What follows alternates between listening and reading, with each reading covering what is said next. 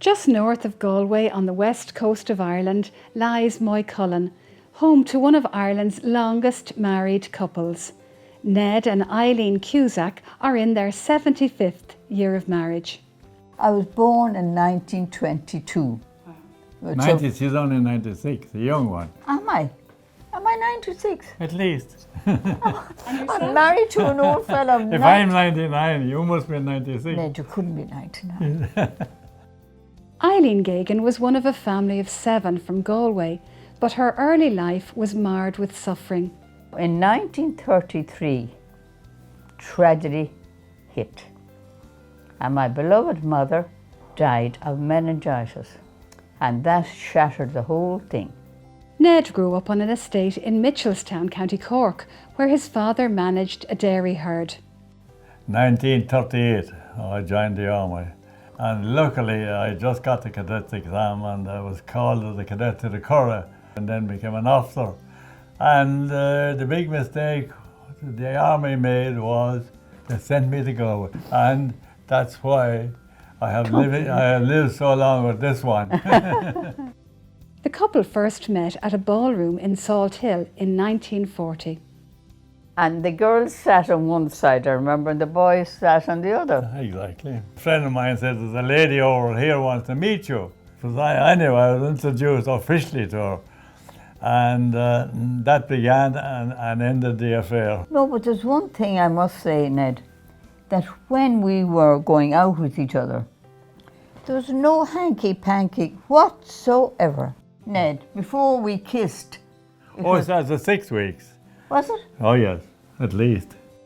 On the 15th of June 1944, Eileen Geoghegan became Mrs. Eileen Cusack. We were married in Galway.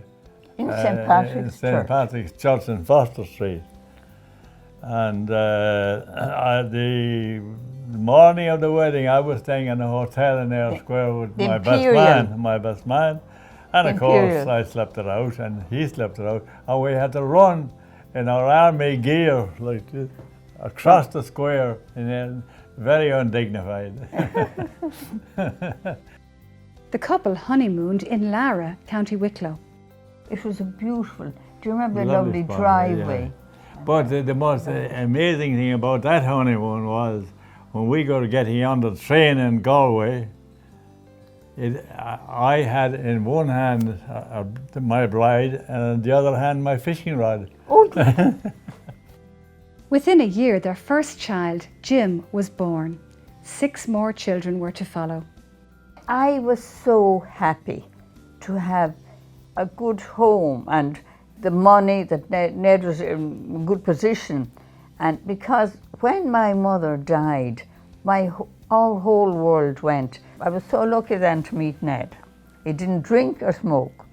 Yeah, we were never wealthy. And I would nearly say, almost say, thank the Lord, because I have seen people that are wealthy and have plenty of money, they didn't have a happier life as we had. The only disagreement I would have, Ned would have an appointment for a fishing competition. I'll be back at 8 o'clock now, we'll have dinner. And he'd arrive back at 10 that night. She would have given me the silent treatment for some time. Yeah. I think really a sense of humour is very important. Sense of humour in animals is the essential ingredient. You have to laugh things off, like, you know what I mean, and not to make mountains out of molehills. Faith has always been an integral part of their life, with Eileen involved in the local sodality in Vincent de Paul and Ned in the Legion of Mary. My religion has not changed. I still have the same beliefs as I had when I was a teenager going to school. The couple are not worried about what their future holds. A lot of my life on this earth has been heaven, you know what I mean? Apart from my current wife. You're trying to get rid of her and you can't, being a Catholic. Well, I suppose to be in love means to agree on most things, you know what I mean? And that you're happy when you're near your beloved, as we call it. Yeah. I just cannot visualize not being in love, like, you know what I mean? Yeah. And I was one of the lucky guys that it hit me at an early age, and it kept developing, and it kept increasing all over the years.